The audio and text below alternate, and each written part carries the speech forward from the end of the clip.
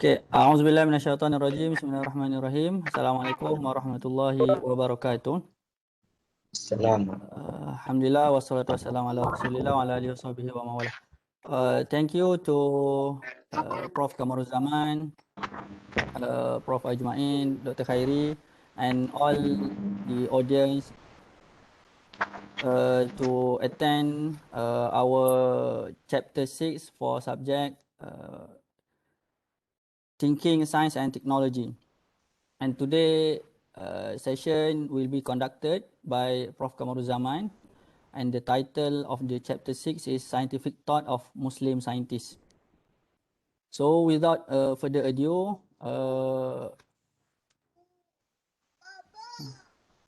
sorry for the sound. So I would like to present the session for Dr. Prof Kamaruzaman to continue the session.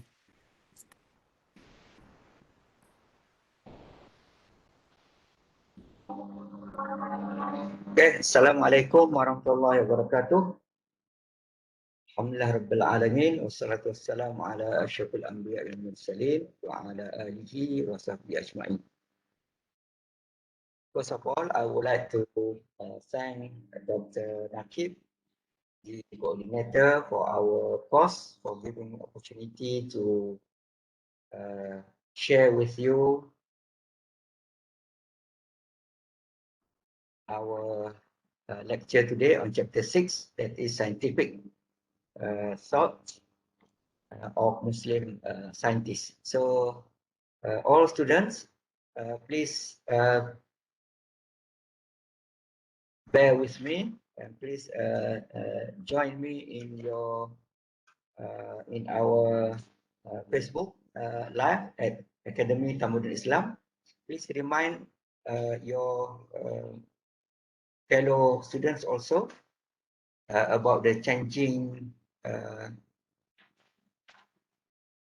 line or changing group of discussion today. Usually we are using WebEx, either my own WebEx or some other lecturers WebEx, but today we are using Facebook Live. Belong to Academy Tamadun Islam to make things easier to everybody. So the objective of our discussion today, at the end of this chapter, students will be able to first to explain the core of science and technology thinking in Islam.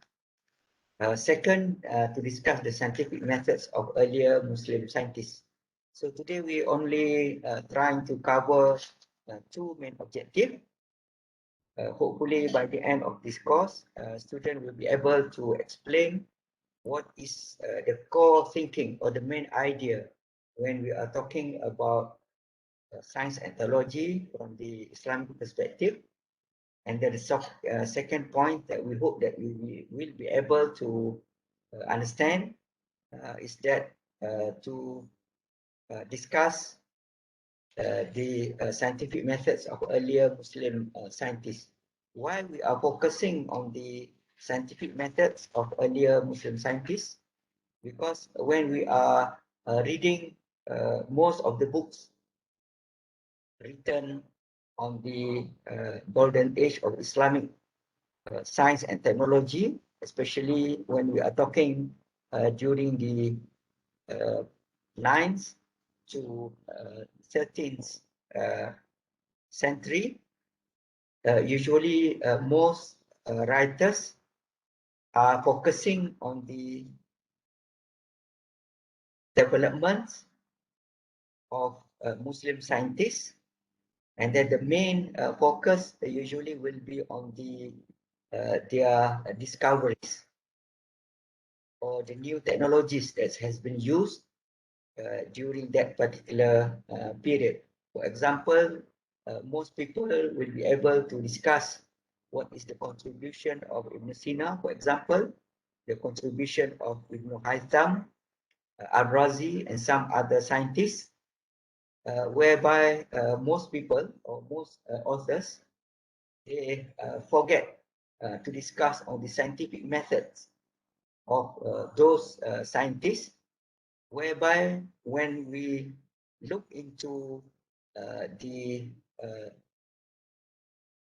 how the Western people or Western scientists look into or learn from the Muslim scientists, usually what they learn more is not about the advancements in terms of science and technology, but actually they learn more on the methods. Those are the methods that are lacking in some of the people's understanding. So the purpose of our discussion today is to see or to endeavor how those Muslim scientists were able to prepare some sort of a good ground for their research, learning and education during those period.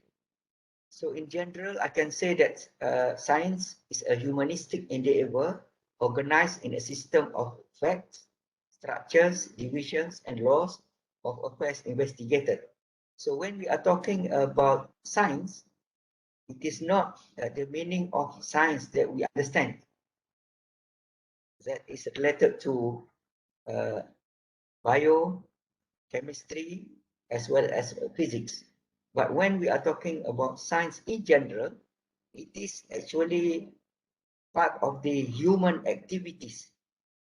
Why we differentiate between science as a knowledge and other knowledge, for example, because science is a humanistic endeavor in a very organized way. Yeah, for example, they have some facts. There must be some structures be followed. There are some divisions and laws that we have to, or people have to investigate, or people have to understand. That's part of the, for example, what is the nature of the knowledge, the nature of human beings, as well as religion. When we are talking about religion, in Islamic point of view, for sure we are referring to Islam as a way of life. And when we are talking about religion, in other religion, for example, during the time of the heyday of the Christianity in the West, so they are referring religion as part of their scientific method. According to Khairuddin Harun, science in the ancient civilization, especially Islamic civilization, empirical and mathematical or logical methods were just some of the methods used. So when we are talking about methods has been used by Muslim scientists in general, what Khairuddin Harun mentioned here is that they were not only using empirical. What we meant by empirical is using our first the lab, yeah, as a tool, yeah, to get more knowledge, to gain more knowledge in one way or another. And then apart from that, they are using mathematics as well as logical. When we are talking about logical, we already discussed a lot on the how logics or rationalism play a major role during the time of the Greco-Roman civilization. But when we are discussing on the Islamic civilization, it is not only logic, it is not only rational, it is not only empirical as well as mathematical method that has been used, but we will see later on it is actually more than that.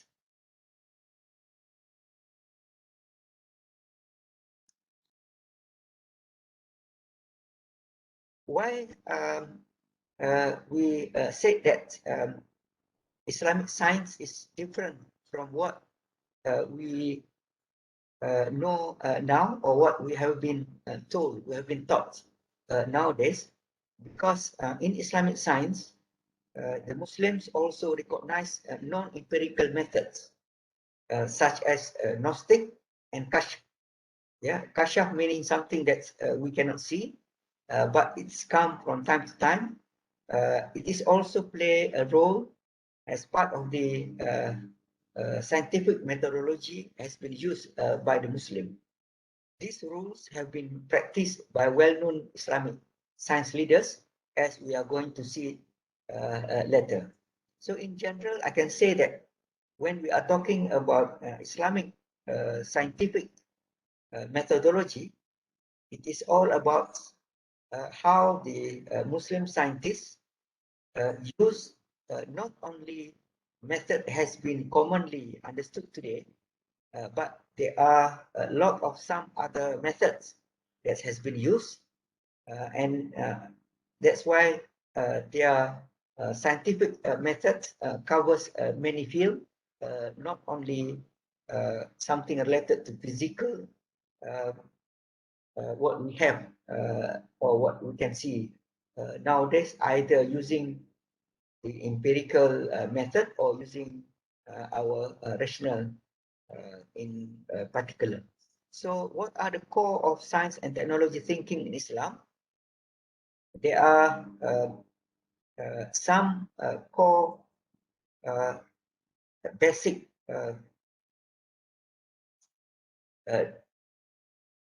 some basic knowledge, or some basic scientific knowledge that has been used by Muslim during the Middle Ages.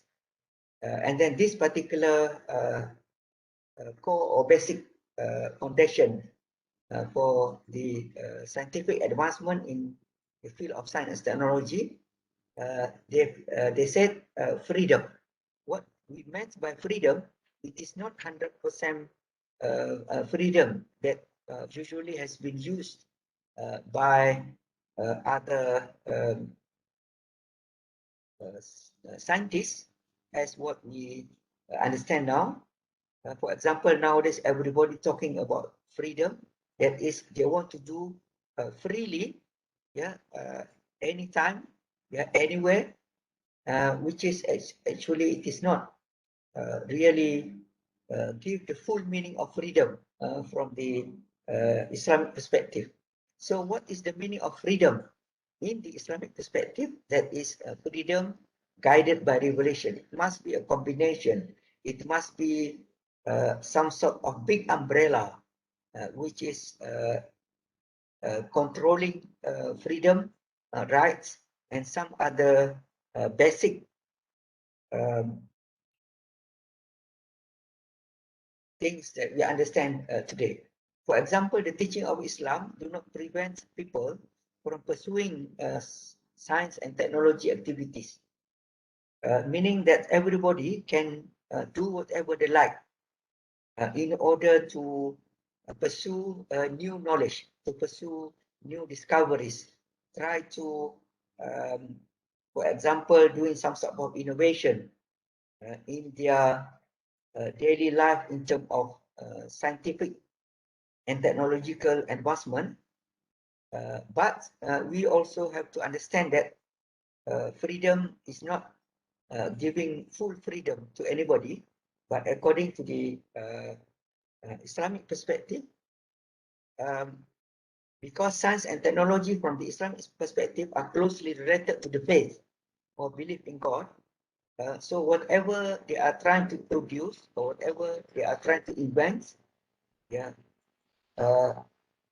they have to adhere to Islamic law whenever they are trying to produce something, meaning that they have to see what we call it now as a Sharia compliance, whereby Islam set a certain law and regulation that everybody must follow in order to make their discovery beneficial to other people, and then it will not harm others. yeah, in one way or another. The second point that I would like to emphasize here is that security. Technology and its results are supposed to remind and draw people closer to God. Because when we are talking about the principle of knowledge among the Muslim, for example, the Muslim believe that they can learn so many things, either through reading of the Quran or the Sunnah of the Prophet, yeah, peace be upon him, or they can also learn when they are looking at the natures, when they are looking at what God prepared for them. For example, when they are looking at trees, when they are looking at skies, when they are looking at the earth, when they are looking about some other phenomena. So they know that whenever they look at those phenomena, so they will go back to God and then asking forgiveness from God, because, and thankful also to God, because this is all everything that has been prepared by God in order to make a human being living in a very peaceful and meaningful and a very harmonious way. So when we are talking about the core or the basic knowledge or the core, the basic foundation of this science and technology, so we are talking about security. Muslim also believe that human as caliph should use knowledge as a prerequisite for building civilization and modern technology. So knowledge must be used with a very sincere and pure heart. Yeah, that is to bring about civilization and to bring about technology and to help others to benefit all of those technologies that has been initiated by the Muslim as well as non-Muslim. So that's why the Islamic law always emphasize on security, meaning that the purpose of having new technology is to maintain and to make sure that security must be given a priority. Why? Because one of the two main objectives of human being to live here is to maintain ma'ruf, yeah, or good. At the same time, also to prevent evil, yeah, from taking place in our daily life. So technology should be used as a tool for the prosperity of the world, not to destruction of nature. When the people don't think about security nowadays, we can see that there are so many, for example, new technology. Yeah, when we are talking about, for example, GMF, yeah, genetically modified food. So for the sake of profits and getting more profits, they don't bother about the security, the health of other people, as long as they can get more money out of the new technology. This is the thing that we have to acknowledge, the main differences between the Islamic law vis-a-vis the Western values that are rampant nowadays in our society. The third core is that tolerance. What is the meaning of tolerance? That is manifestation of the principle of equality for the purpose of helping one another and social caring. The tolerance between people to share, to give, and to receive knowledge has led to the growth of science and technology. Tolerance not only meaning that we have an empathy, for example, when we see other people who don't have enough food to eat, so we are giving them some money or some food to eat. It is not only that, because from the Islamic perspective, when we are talking about how to bring about an advancement in the field of science and technology, tolerance meaning that we must have the ability to share with other people the knowledge that we have, and then other people also must have the same feeling, that is to give, and also we also must be ready to receive any new knowledge that we think it is good for the advancement of our society. So when we are talking about tolerance from the Islamic perspective, it is not among the Muslim, but tolerance meaning far beyond that, and then go deep to the whole society, Muslim and non-Muslim alike. So this meaning further develops into an open or positive attitude in the face of disagreement between scientists. Nowadays, we are talking about COVID-19, and then so many people, some of them, they are following what they call it anti-vaccine. So those who are anti-vaccine, it is not only happened during the time of COVID, but they have already their own group, their own society, their own belief that, for example, vaccine is not really help to curb themselves from vaccine or from any type of virus. Yeah, previously we have polio virus. We have also, for example, some other type of diseases that already disappeared from human society due to vaccine. But nowadays, they are using some other expert, for example, or some Nobel laureate, yeah, virologist, or some other expert who believe that this particular vaccine is bad or going to kill people within 2 years or more. Since we are living in the open society, yeah, when social media is the main focus or source of our belief, so it is very, very difficult to convince people either whether vaccine is good or vaccine is bad. So if that's the case, I think the best thing to do is we have to follow the basic core of the Islamic science and technology, that is tolerance. So we have to be very tolerant, meaning if you believe that we have to get vaccine, so please register. For those who are in Malaysia, you just register in My Sejahtera, and then after that you just follow the timetable that has been set by the government. But those who are not believe in that vaccine, so just leave it. Please open up your mind and then give a chance to others to do, the way that they believe.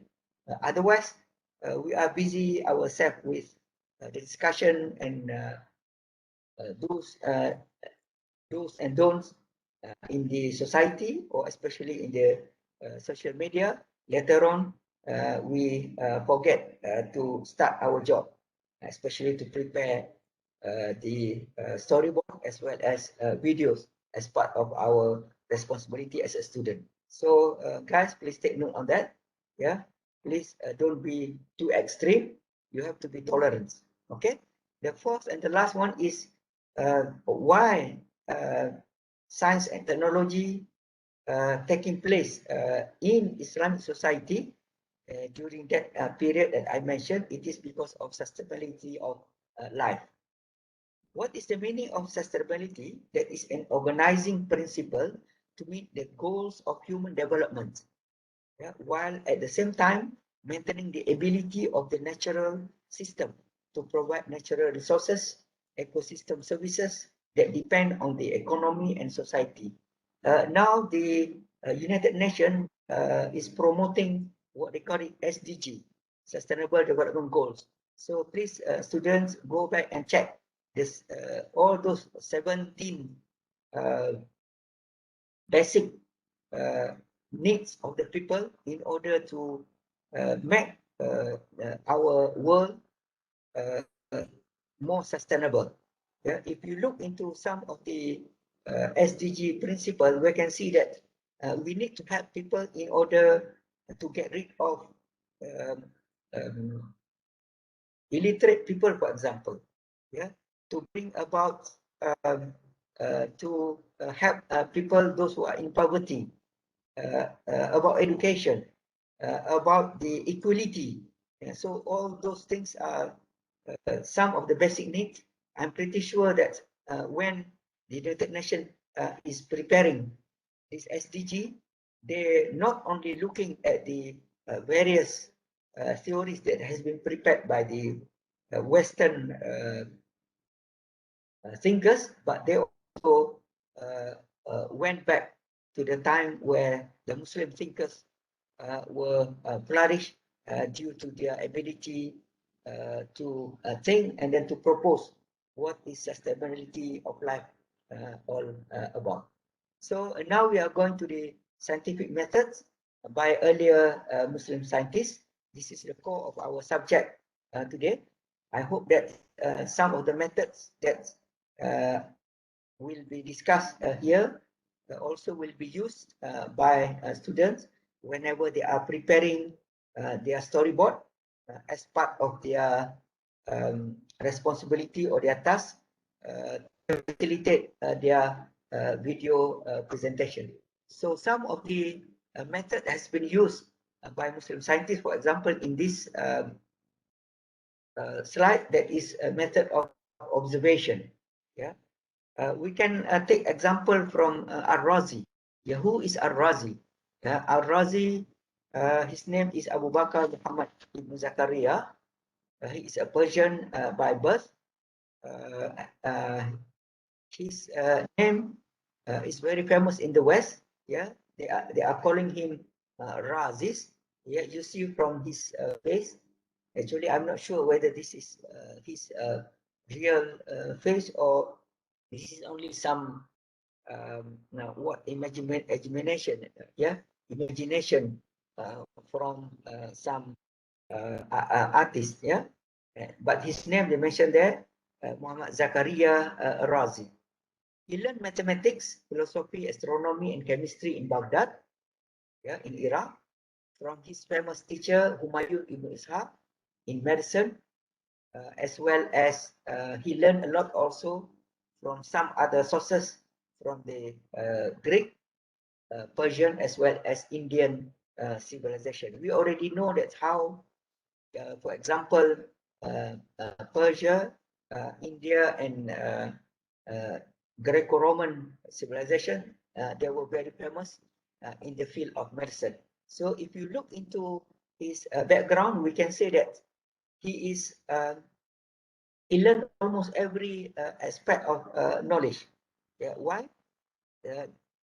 Not only him, but some other scientists also, they managed to learn more than one knowledge during their lifetime, because the education system that they have at that time, they started their process of education by the memorizing of the Quran by the age of 5 to 7, for example, and then later on they learn Arabic and some of other basic knowledge. Yeah, for example, grammar, and then some philosophy, also logic, and then later on, yeah, by the age of usually by the age of 18, most of them were able to give a fatwa or to give their opinion or judgment in the field of Sharia and some other Islamic knowledge. Usually, when they reach 18 years old, for example, they start to learn some other languages. Yeah, for some other languages as well as some other knowledge. Yeah, usually most people at that time, they can speak and write at least 5 different languages. For example, they can learn Arabic for sure. Yeah, they can read and write Arabic. I mean, Fusha Arabic, not the Selangor one. And then they can speak and then understand also Latin. They also learn Sanskrit. They also learn Persian. They also learn Aramaic or Jewish language, as well as some other Oriental language at that time. At the same time, also due to his very advanced in terms of knowledge, he is very famous for being a physician, yeah, a medical doctor, a philosopher, as well as chemist, as well as chemist. Okay, what are and how observation has been used by Al-Razi? Yeah, he wrote a book, yeah, entitled Al-Judari wal Hasbah. Yeah, it is all about the two type of two type of sickness that has that was so rampant during that time. That's measles and smallpox. So this book has been translated into Latin and several other languages, and has been published more than 40 times between 15 up to 17 or 19 century. So how Al-Razi used this observation method, and then how he managed to differentiate, yeah, between smallpox and measles, yeah, in his book.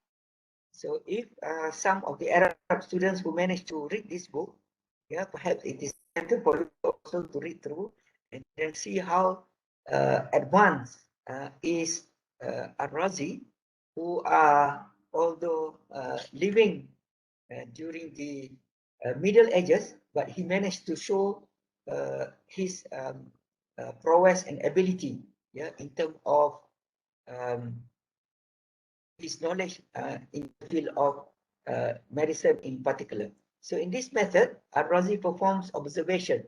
First, he performs observation on patients and describes the symptom in detail. So he managed to describe the difference between what is the difference between smallpox and measles. Yeah. And then, for example, how about the fever that has been affected to those who have smallpox as well as measles? What type of some other um, symptoms? Yeah, in detail between these two types of different diseases that has been observed by Al-Razi. So according to him, the appearance of measles is caused by a persistent fever that causes back pain and itching, yeah, in the nose, and chills during sleep. So during sleeping, you feel very cold. Yeah, this is part of the symptom of measles. You also will feel persistent fever, as well as back pain and itching, yeah, in your nose. This is one thing, yeah, observation. So by observation, you also now whenever you go to see the doctor, yeah, the doctor first to observe you. You have to check your nose, for example, to check your temperature, to check your eyes, yeah, or to check your throat, yes, to see the symptom of your, yeah, of what actually caused to your disease. So the second is experimental, whereby Al-Razi also used this experiment in chemistry. What he did was he catalogs and described in detail the experiments that he performed. Yeah. So this particular um, catalogs and description that he gave actually help the modern scientists to follow him exactly. Yeah, part of this method in all type of experimental method whenever they are in the lab. Yeah, for example, he give a very detailed description of the experiment. Yeah, first we have to detail out, or we have to mention, we have to jot down. We have to write what are the materials that we are going to use first. Yeah. Second, what the apparatus that you also going to use. We have to write down. You have to write it in detail. Yeah, in order to see if we follow, if we do the second time, we can see the differences where when we are using the different material as well as the different apparatus. And then he also mentioned about the experimental methods and conditions underway. For example, how much the different winds, for example. If you are near to the window, for example, it is different from when you are far from the window. How the weather play a role in their experimentation during your experiments. He also established a modern lab, yeah, design, describe, and use more than 20 instruments, yeah, in his own lab. This is to show that how Al-Razi, although he is a medical doctor, he is not only the one who engaged with his patient, but he also doing experiments in order to discover new knowledge, yeah, in his field. And then he has his own lab, yeah, in order to know more, yeah, about the what are other new methods that has been must be used in order to get new answers or new things in his daily life. Next is about the how proof has been used in experiments. Yeah, this another scientist, yeah, by the name of Abu Abdullah Jabir Ibn Al-Khufi, yeah, As-Sufi, yeah, or it, known in the West. Why it is a Kufi? Because he was originally from Kufa, yeah, and then he also involved in Sufism, yeah. So they put the kunya here, that is Al-Kufi and As-Sufi, yeah. He has been known as the father of chemistry because of his talented and his new discoveries in the field of chemist. Yeah. So the first person, he is the first person to talk about chemistry, build a chemical science lab, and conduct systematic experiments in the field of chemistry. So that's why when we talk about chemistry, for example, yeah, the word, even the word chemistry in English is coming from the Arabic word kimia, yeah, meaning that something that we cannot see, yeah, although we can see some of the materials that we are using, but we cannot see the chemical impact of some other process when it is taken place, unless we really observe it, and then unless we really manage to have some sort of formula or calculation after we did any experiment. This is for some example whereby he described in detail the chemical processes such as crystallization, deposition, crystallization, evaporation, filtration, and then purification and degradation in the preparation of chemicals. Yeah. Now we only know about reverse osmosis water. Yeah. We believe that RO water is more purified, is better, less harm to us. But during the time of Ibn Hayyan, if you see from the Arabic text, yeah, I can read through for you some, for those who understand it. Yeah, fa'lam ya waladi in kanat naraka shadida tal alma asfar mutarrab ila al-humra fayakunu mufsid fayakunu naraka yufsid tanalu ma turid. This is the process whereby if you look into, yeah, it is how the process of evaporation, yeah, and also reverse of osmosis that has been shown, yeah, in the book, yeah, written by Jabir Ibn Hayyan a long time ago. So this process has been modified by Western scientists, and then they have, for example, here um, Bunsen, they have here some other equipment that has been used long time ago, but now, yeah, they show how, yeah, mislu hararat shams bital ma isofia, yeah, how to make the water more purified using the process of reverse osmosis, if I'm not mistaken, yeah. This is very clear, yeah.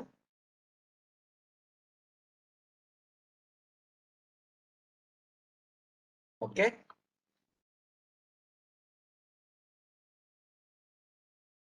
So according to Ketani, yeah, reports that Jabir ibn Hayyan, one sake of the systematic methods of experimental chemistry. What did he mention about it?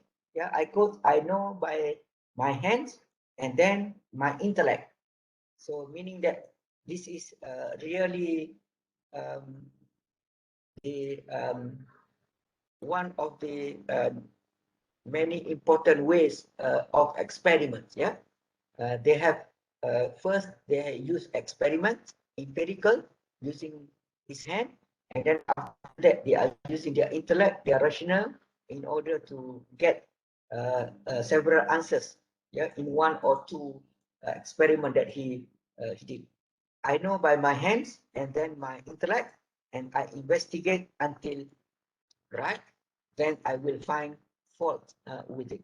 So in order to get the best result for our experiments, we have to do it several times and then to see what are the causes of different result that we have. And then there might be some faulty um, or some disabilities here and there in the process. So Jabir summarized uh, on the best way to do experiment, that is, first, chemists have to make assumptions through their observations to explain the phenomena they want to highlight. Nowadays, before we do the assumption, usually before we do the assumption, usually we read through all the literature review to see what other people did already on the subject that we are going to dwell in. So first, yeah, according to Jabir, we have to make assumptions. So before we need assumption, as I said before, yeah, we need to do the literature review. Yeah. Second, we prepare the hypothesis. Yeah. To prepare the hypothesis, meaning that what are uh, mainly the main answer. Yeah. Or we can do some sort of assumption. What will be the answer if we follow a certain step in the experiments. And then later on, number 3, we have to take this conclusion back to nature and see if it will support its new findings. See, first we have the findings. Second, we have the model. Yeah, after we prepare the model, we have to prepare the some sort of like those who are we are going to prepare before we build the or we prepare the special tool that we really we first discovered, yeah, in order to get the best result and then to sell and then to be benefited to others. If they are proven to be true, the hypothesis turns out to be a reliable scientific law in detecting how nature will react in certain circumstances. Okay, next is on the method of diagnosis by Ibn Sina. Yeah, in the field of medicine, there are two different terms that you have to understand. First is prognosis. Another one is diagnosis. What is the prognosis? Prognosis meaning, yeah, roughly meaning that whenever you see the doctor, before the doctor doing or start to prepare his diagnosis, he will ask you several questions. For example, do you have fever? Do you have lump here and there? What do you feel? Yeah. Did you lose your taste, for example? How about your smell? If you are losing your taste, your smell, meaning that probably you will you got already affected by COVID-19. So you have to be very careful. Yeah, especially those who are staying in the campus. Nowadays, there are a lot of cases. So try to be safe, stay home, stay safe, and then don't go here and there, jalan-jalan. Yeah, later on, I'm afraid also, yeah, you will be affected. So please take care at all time. Same also the students who are outside the campus in Malana, in Malawi, or some other, apartments. So please make sure that you always wear mask at all time whenever you are outside. Yeah. So as I mentioned before, yeah, that in method of medicine, they have two type of ways in order to know some symptoms. Yeah. First is prognosis. Whenever the doctor always asking you, you also can ask yourself, why I have sore throat, for example. Why my ears, I cannot hear anything. Why I don't have any smell. Yeah. Why I don't have any taste. Yeah. Either it is salty or sweet. Yeah. This is they call it prognosis. Then after the medical doctor, yeah, get some sort of ideas what is happening to you, and then he started to put, for example, the um, uh, uh, to get the temperature from you, to see um, your heart, yeah, and then to take your blood sample, for example, yeah, your urine, so on and so forth. This is what they call it diagnosis. So the method of diagnosis has been developed in a very complicated way by Ibn Sina. Yeah, his name is Abu Ali Hussein bin Abdullah, yeah, bin Ali bin Sina, yeah, known as Ibn Sina. The book that he wrote, yeah, by the name of Al-Qanun Fiqh, or the Canon of Medicine, is described as the single most famous book in history of medicine in the East or the West. So this book is very famous and very important, especially to those who are going to learn um, medicine as a textbook, because it's mentioned almost everything, not only about medicine. It is all about anatomy, for example. It is all about some other diseases. It is all about pharmacy. And then there are also, Ibn Sina also mentioned about how spiritual play its special role in order to help people to regain their energy faster, and then to get better, faster and easier. So this is some of the sample of how diagnosis has been used by Ibn Sina.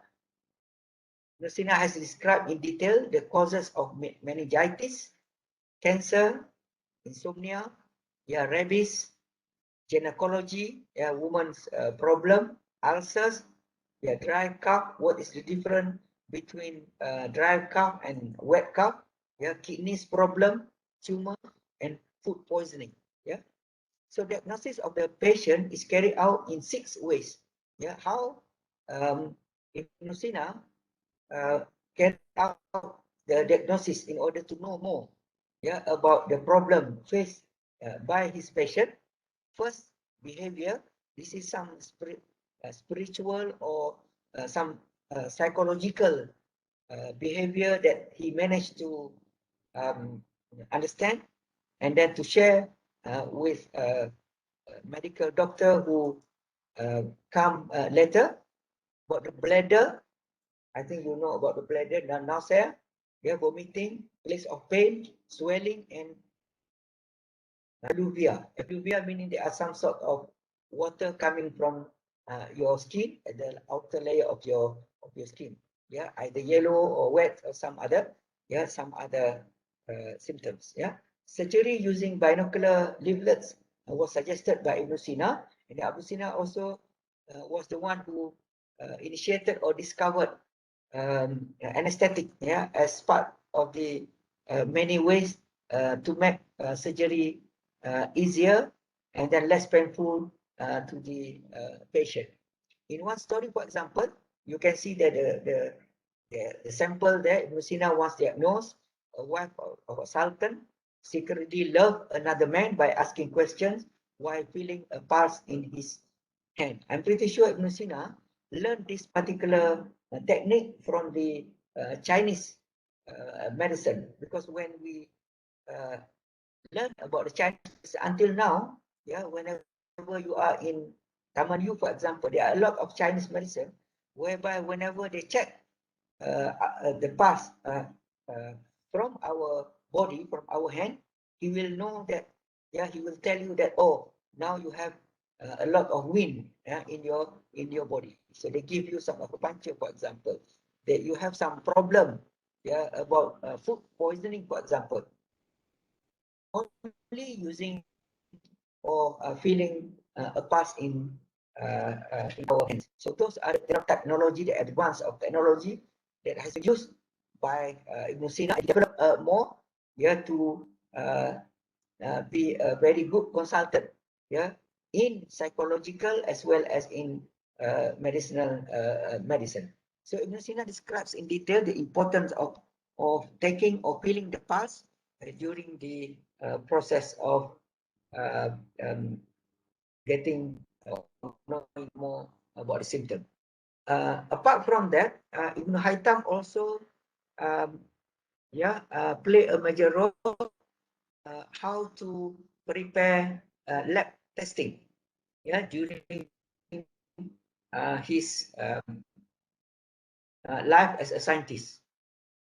One of the greatest and the best contribution of Ibn Haytham is in the field of optics, astronomy, and mathematics. Why these three were very much related? Because whenever you talking about optics, you are talking about the how lights taking place. When we are talking about lights also, we are talking about how to measure how fast is the light, and then how's the condition of the light according to mathematical calculation that has been prepared by Ibn Haytham. For example, from his observation, when light entered the dark room, he made the first discovery in understanding light and vision. And then the first book, he was the first person who to test the hypothesis with a physical validation of the lab experiment or using special experimental tool.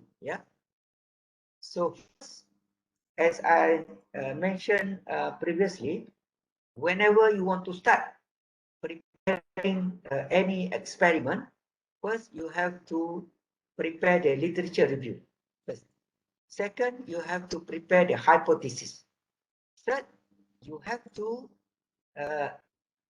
check, you have to test whether your hypothesis is right or wrong, and then you have to redo your experiments in order to make sure that your result is consistent with your hypothesis.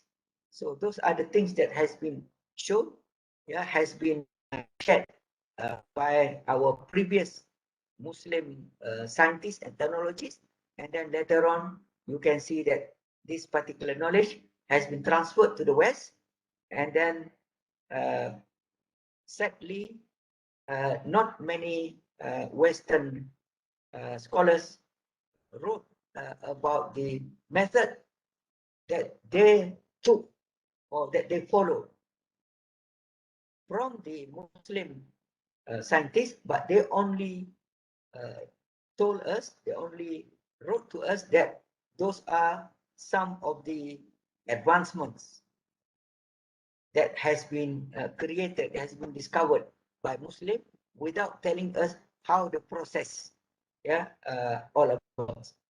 So later on, this particular advancement in optics and astronomy help the Western society develop scientific methods for more than 200 years, and then because of his contribution, so European scholars managed to learn from him about 200 years before, later on. So those are some of the photos that you can see from his book, Kitab Al-Manazir, or Book of Optics, how he examined the properties of light by validating all hypotheses through physical experiments. What we meant by physical experiment is that he put a very small hole over there, and then he prepared a very dark room, so that he can see the image of the that they can see from outside, and then this image went through the small hole, and then how this particular image has been upside down on the opposite wall, if you can see it. So these experiments prove that the hypothesis of light moving straight, that's why the lights cannot cannot bend, and then the lights also cannot go through if there is something blocking the light. It might be different from what we experience when we are talking about our voice. Although probably there is some sort of difference. According to the volume of the volume of our voice whenever something is obstructing between two of us.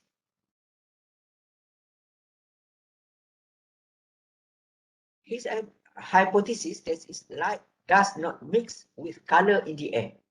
So Ibn Haytham used obscura camera to observe what could happen when light crossed at aperture and recorded the result of the study. What is aperture? Aperture is if you see the camera now, it's a very small hole. Each camera, they have their aperture, and then it will come with now millions of megapixels.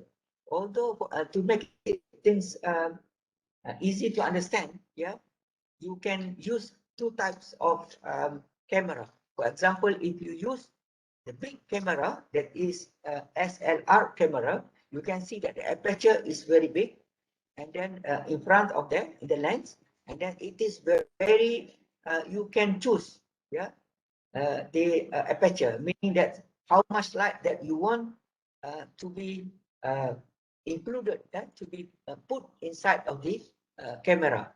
Whereas if you are using the camera that you have in your handphone, for sure doesn't matter how big is the megapixel, you cannot compare with what you have in terms of the real camera that you are using SLR, as I mentioned to you. Yeah, why?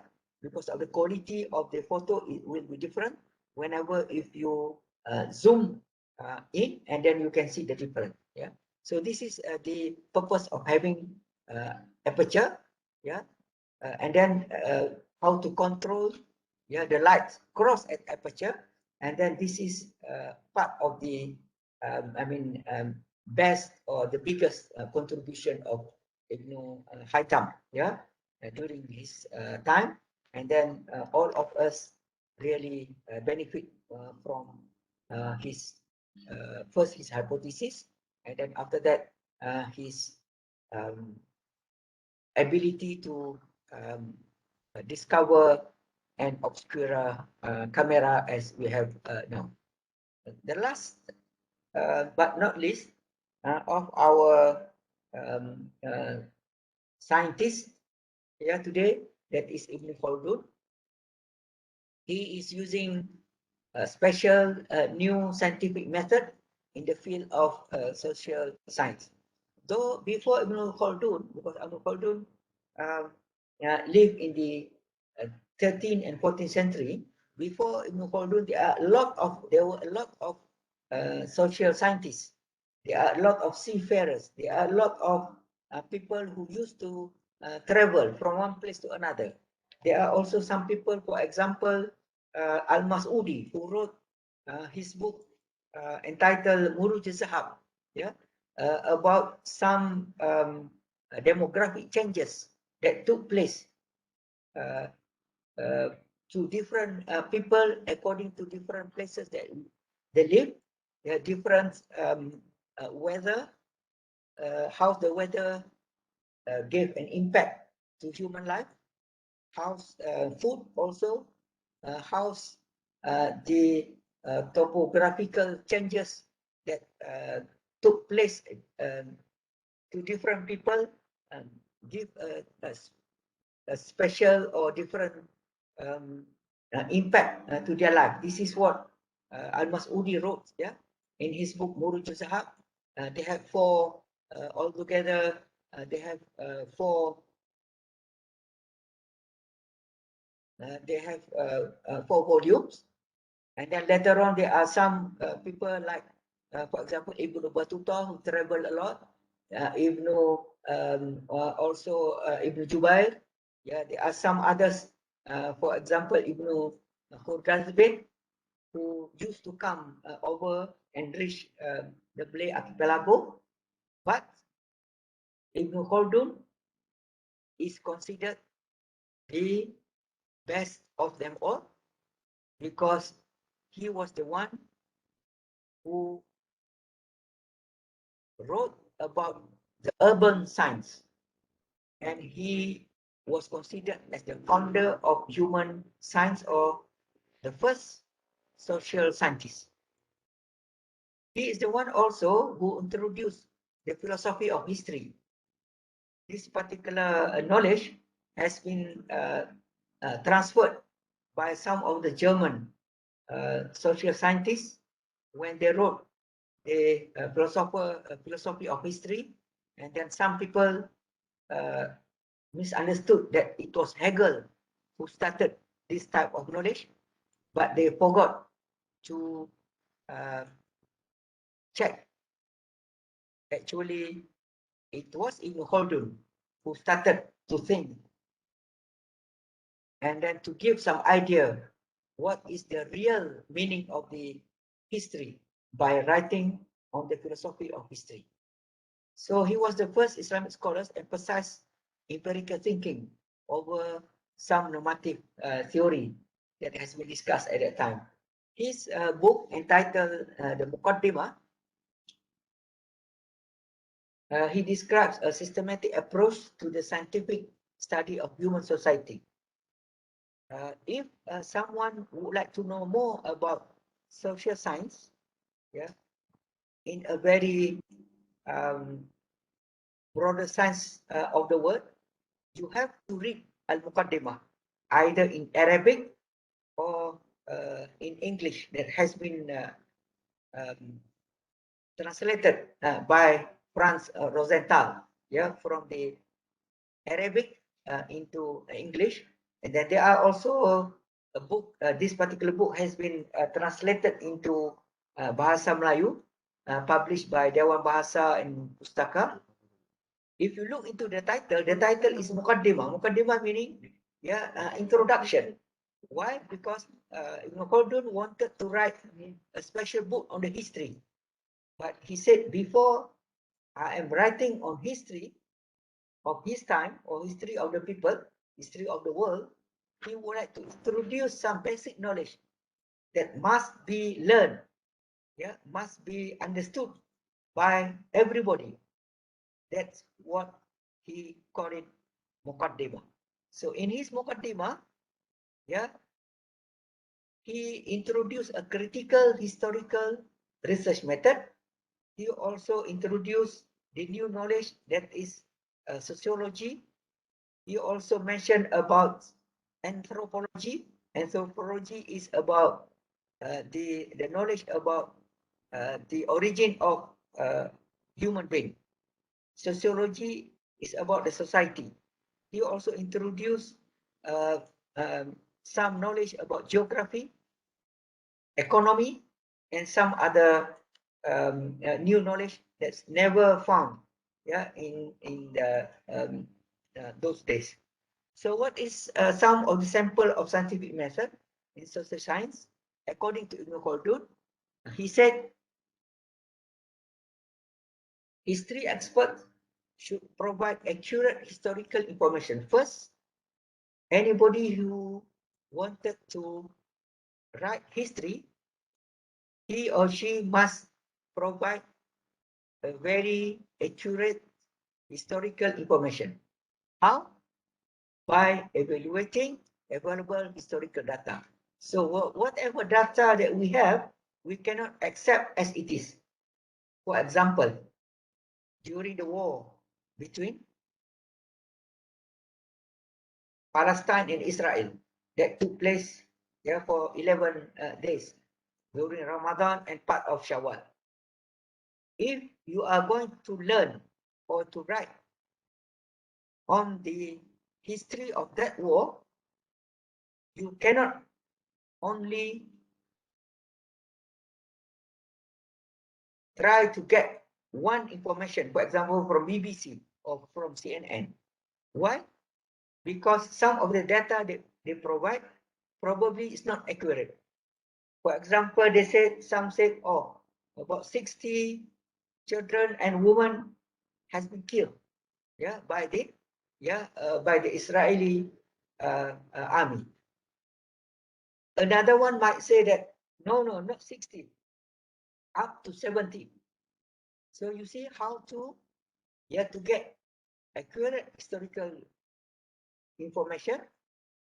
The best way, according to Ibn Khaldun, is to evaluate available historical data from critical aspect. Not only it is like a spoon feed. Whenever you get it, yeah, you just take it, just swallow it, and then that's it. First, you have to evaluate, and second,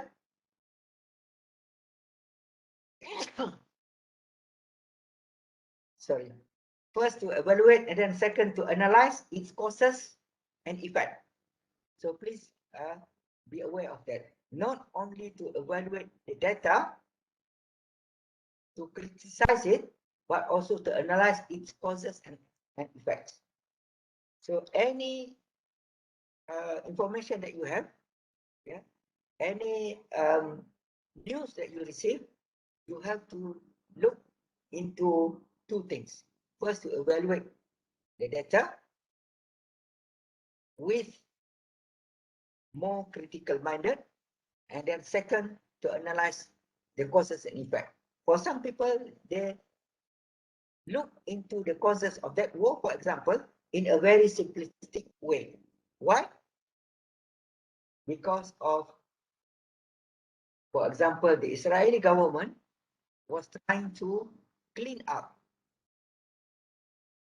the people who were in the, try to push back all the people in the masjid. So it was the people in the Masjid Al-Aqsa who has been blamed by everybody. Why you were there? You know that the Israeli soldiers will come. So it's better you leave. So you see, if you don't see, the cause of that, you just see the effect. You see, that's why the Israeli soldiers came and then pushed them back and then throw them out of the masjid. Historians also need to take into account the types of societies. When we are talking about history, we have also to learn to understand about, first, about their society. Second, about social structures. To look into also the political situation, the economical condition, their geography, religion, and so on, in order to understand. That's why in history, we cannot easily generalize any event that we read, that we saw, that we come across into it, and then after that we generalize that those people are wrong, those people are right, before looking into some other type of condition. Historians also can identify factors that are constant and change and establish a relationship between cause and effect.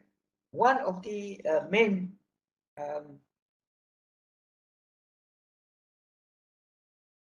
identifying factor of history, that is continuity and change. When we are talking about history, for example, we are talking about the continuity. First event, what is that? Second event, and then after that, carry on, and so on and so forth. This is the continuity of in writing history or in learning history. But apart from that, we also have to see the changes. What are the changes that took place that make other events change from one to another? Apart from that, he also emphasized on the importance of personal characteristic, of those who are reporting that particular information. He also includes 3 elements that are considered fundamental to making a credible science statement. First, illumination through new concept. We have from time to time to have a new concept to eliminate, to for example, to emphasize, to show, to share the same or new concept, not only following the same concept that we already learned. Second, to avoid generalization, I mentioned already previously, and then supporting concept, ideas, and theories with clear and transparent demonstration. When we are talking idea, for the social impact of the COVID-19, so we have to prepare what is COVID-19, come from, how this particular virus spread, and then what are the theories behind it, and then after that we have to show how to solve this particular problem.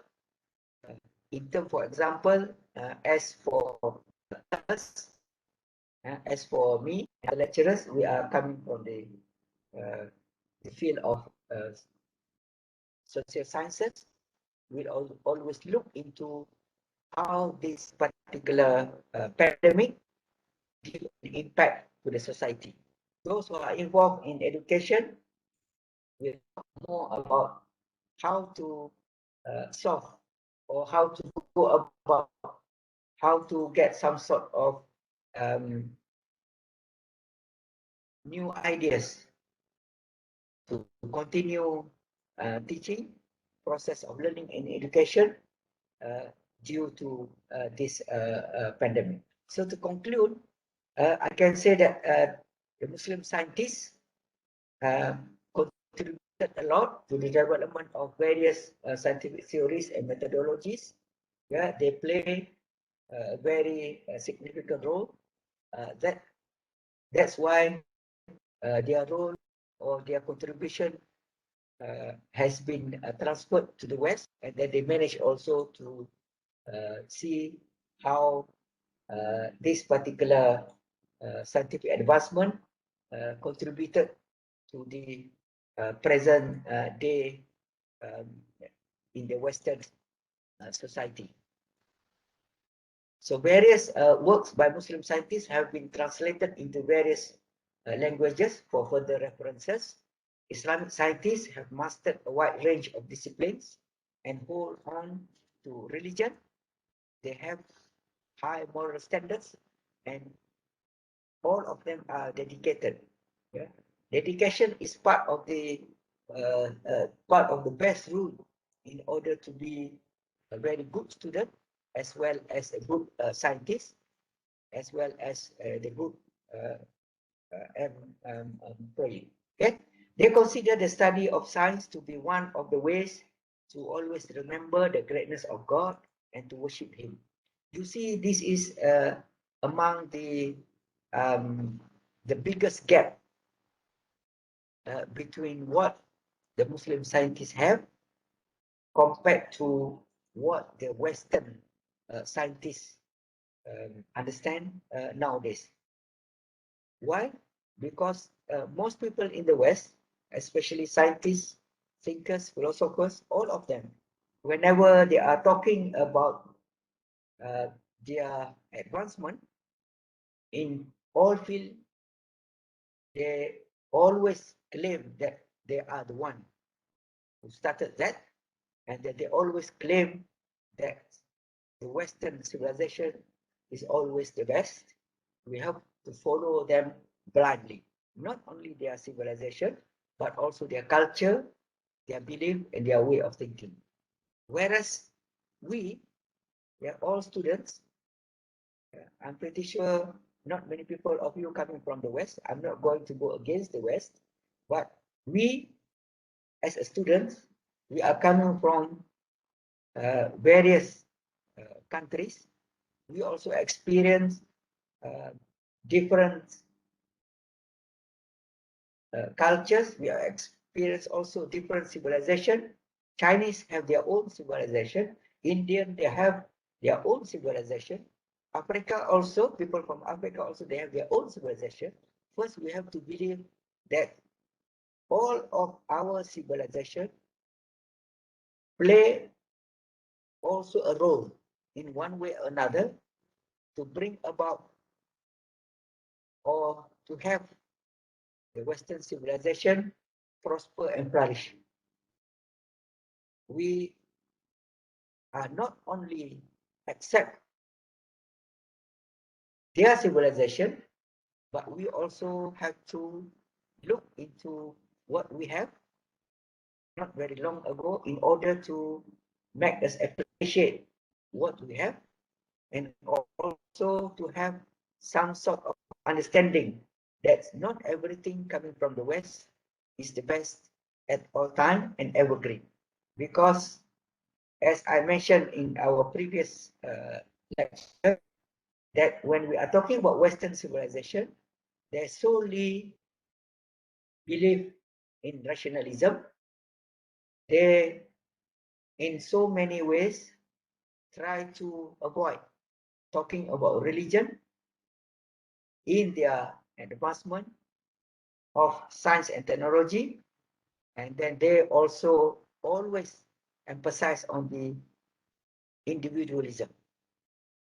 Whereas Islamic civilization, as well as some other non-Western civilization, we believe also in tolerance, we believe in freedom, with limited access, there is freedom. We believe also our ability to give and take, and then we also believe that our civilization also is already considered sustainability as part of the prerequisite for our civilization. So with our lecturer and my fellow students, yeah, I would like to thank you for all attention given. I would like to thank you also, Dr. for giving me the opportunity to talk to you today. That's my observation on the Muslim scientists. I hope to see you again next time. And then I would like to also to remind my students to go back to our WebEx in order to have a discussion, especially to register your name, yeah, in the my WebEx chat. Okay, thank you very much. Again, have a very good day. Assalamualaikum warahmatullahi wabarakatuh, and thank you. Okay, thank you, Prof. Kamaruzaman, for the lecture, and I would like to thank all other lecturers and all students for attending these lectures. And by that, Assalamualaikum warahmatullahi wabarakatuh, and see you soon.